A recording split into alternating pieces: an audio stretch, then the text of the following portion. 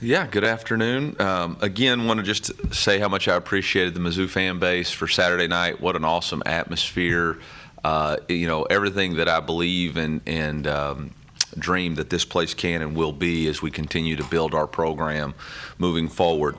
Got a very difficult talent challenge this week. Obviously, Florida, a very good football team. A lot of very talented players, return a lot of guys. I think on the defensive side of the ball, Brenton Cox Jr. stands out to me as probably the most disruptive defensive player we faced all season. They returned Ventrell Miller, who was injured last year at linebacker. I think he's the best linebacker we've played all year.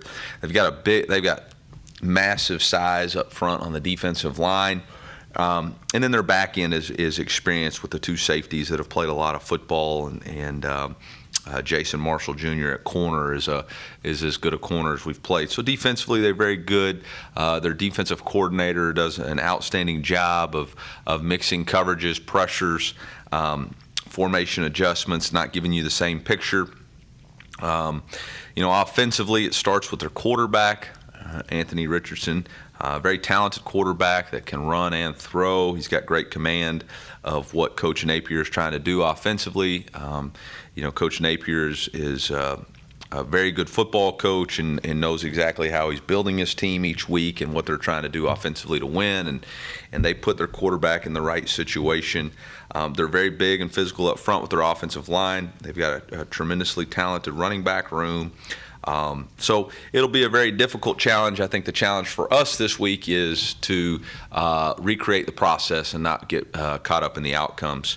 Don't worry so much about the outcome, but worry about the process and what we control, which is having a great Tuesday practice focused on our fundamentals and techniques and the things that we need to correct from the game, and not attach ourselves so much to the outcome that we can't emotionally be ready to go. We got to travel down there on the road at noon in a very difficult environment. So we've got an uphill battle ahead for us, but I believe in our football team, and I believe they will accept that challenge, and look forward to getting on the practice field with them today. With that, I'll open up for questions.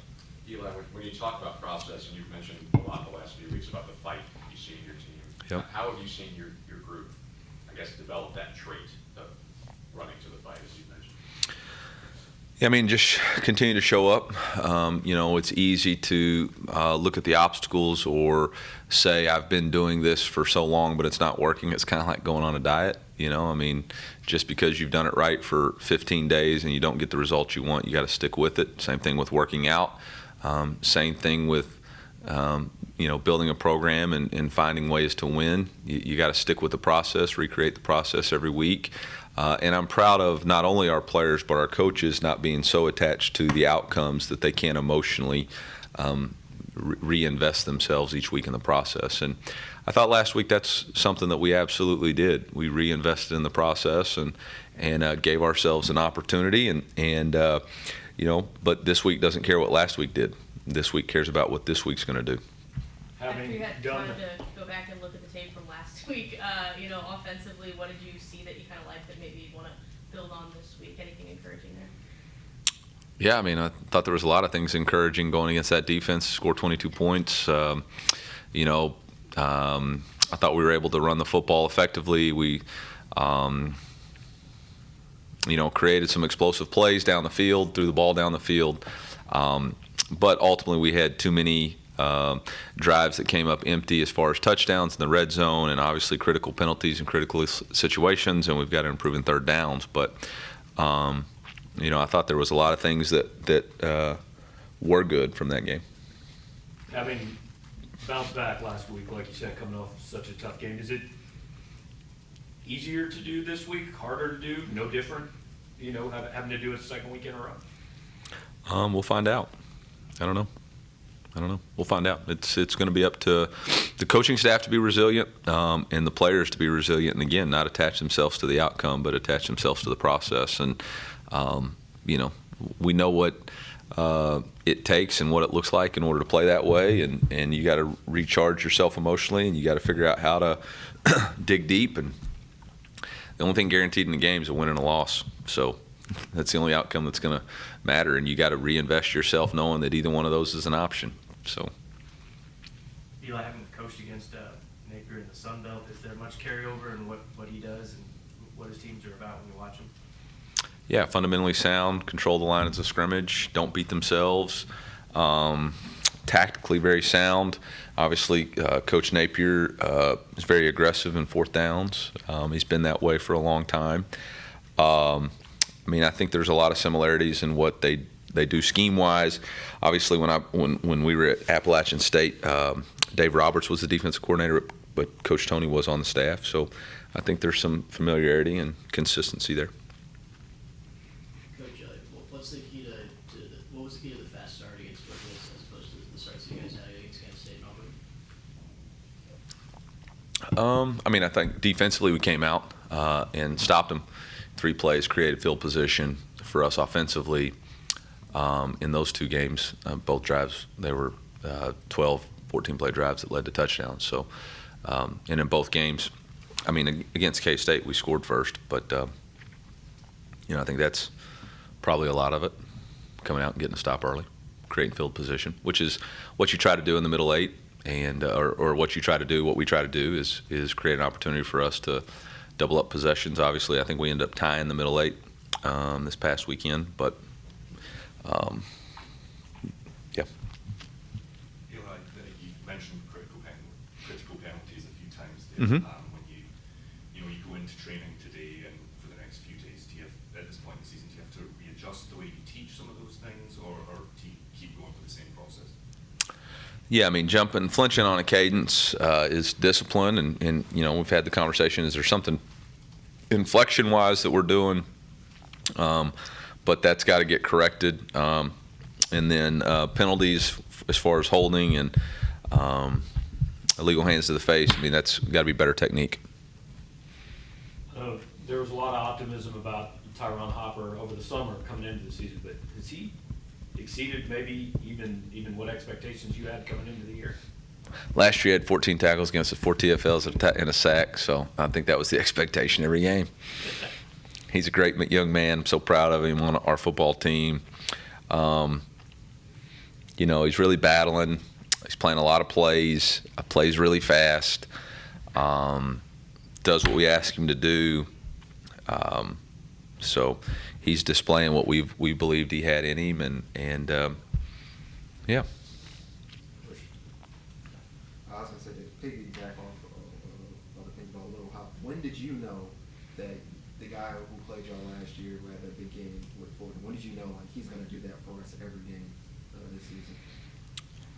Well, I don't know if I knew he was going to do it every game, but I saw him in spring and thought we got a pretty good player on our hands. And there, here's the deal: he's a competitor. He prepares the right way, and I think he really trusts his teammates. I think the defensive line in front of him is playing really well, and he's able to play downhill. I think Coach Smith's done a really good job coaching him. I think Coach Baker's put him in a really good scheme fit. So I think it's a combination of a lot of things, and it starts with him being a guy who works really hard and having been blessed with a lot of talent. How was Cody Schrader taking, what he did at a lower level and brought it up here and kind of improved his game?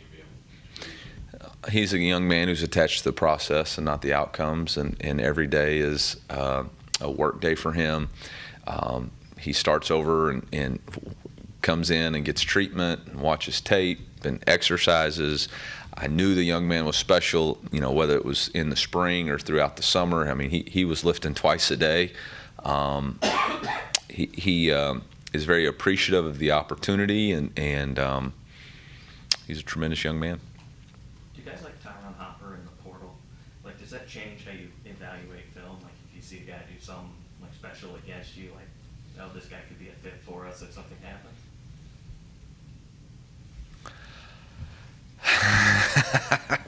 Well, that gets into a tough question in college football.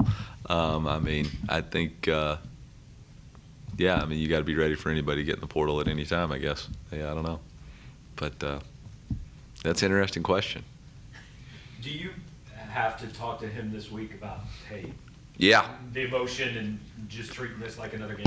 Well, he's not going to treat it like another game, but I definitely have to talk to him about keeping his composure. And I mean, those are his former teammates, and I know he's got a mutual respect. I think he was roommates with Brenton Cox, and I know he knows a lot of those guys. And I don't think there was any bad. I don't know that there's any bad blood or any ill will towards any of them at all. So I think it'll be fun to compete against them, but we got to make sure we keep our emotions in check. Do you think he's going to have this game circled?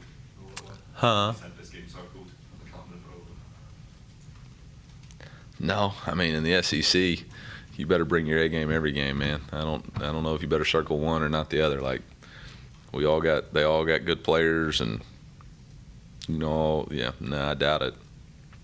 I hope not. Eli, can you pinpoint some areas where Brady's better going into week 6 than he was week 1? I mean, where are you seeing growth? Yeah, I mean, you look at the game, I think he was 20 for 32 with a touchdown, no interceptions, didn't put the ball in jeopardy, connected on a couple of deep balls. I mean, that's a pretty good defense we were going against, and he gave us an opportunity. Are there plays out there that are still to be made? Absolutely. I mean, there's better calls to be made by me. And I think every game you go back and watch film, there's going to be things that you have to do better. But he's given us an opportunity to win the game, and we got to go finish it. I mean, he's given us the opportunity in the last 2 games to win, and we've got to finish. Coach, I think it was a couple weeks ago you mentioned maybe before the Auburn game you wanted the defensive line to be more disruptive, more chaotic. How did you see them kind of adjust and kind of see what they did against Georgia as well? Yeah, I mean, I think they controlled the line of scrimmage. They were able to, for the most part, keep them in check in running the football and creating havoc plays. They got pressure on the quarterback, created turnovers. So all the things that are really a hallmark of Coach Baker and the style of defense that we want to play. And again, last week really doesn't matter. It's about what we can do this week, and that's one of the things that Florida does not allow, is they don't allow a lot of negative yardage plays. They don't get behind the chains. They grind out 4 yards at a time. They take vertical shots. They get into 3rd and 3 to 4 where they can boot or let quarterback run the football. So we have got to control the line of scrimmage at the defensive at the point of attack, or it's going to be a really long day for us. Do you have any update on Lovett, kind of what he was dealing with and what you expect if he's available? Yeah, lower leg injuries day to day. See what he looks like today and kind of go forward. But, yeah, it's kind of day to day. I think right now it's probably 50-50. Did you expect this kind of output from Dom, though? 6 catches, 84 yards in just the first half? And it's become Yeah, consistent. it was really a tough blow for us offensively because he was playing so well and so fast out there, and really was a mismatch in the game, and for him to go down the way it just was, it was tough. It's tough when you lose one of your better players offensively, if not your best player on offense. You got to find a way to recreate that offensive game plan. So, we've known he's a really good player, and again, that goes back to what our belief was in the spring, which was we need to let him grow and develop. We knew instead of trying to move him around all the time, let's let him become the best age possible and then funnel the game plan through those specific things that he does well, and that's kind of what we've done. Coach, is there any concern about Chris Evans during the injury he had against Georgia, and then is there a chance you could get Cat Bailey back this week? There is concern about KAD. Again, he's day-to-day. I'd say he's 50-50. Chad Bailey will be out there in a green jersey today. We'll see how that progresses. There's not I'd say that's more doubtful, but we'll see as the week goes on and be able to update that more Thursday. Who's Richardson compared to athletically? I mean, have you seen guys that you would put in a similar game? Yeah, I mean, I think him and Robbie Ashford from speed and quickness, ability. I think he's just maybe 3 inches taller and about 40 pounds heavier. I mean, he's very similar to KJ Jefferson, probably, as far as speed, athleticism, ability to throw, run an offense, make good decisions. If you don't hit him in the mid sternum to the thighs, you're not going to get him down. He's a very big physical player, and whether that's a free runner on a sack or in the run game, like, you've really got to run your feet through the tackle. If you leave your feet before the tackle, you're going to bounce off like a ping pong ball. Eli, what's the conversation like with your team about playing better on the road, what they've got to do to play well on the road? Yeah, I mean, we just got to start fast. I mean, but I thought the way we played against Auburn, you know, if believe me, there's plenty of things from that game that we've got to improve on, but I'm not necessarily worried about that. I mean, we got to recreate our process. There's not some magic on the road. We got to do something a whole lot different. Just got to recreate our process, focus on us. Don't worry about the environment. Don't worry about the opponent. It's about our energy, our execution, our determination to play the way that we want to play. What's our standard of performance?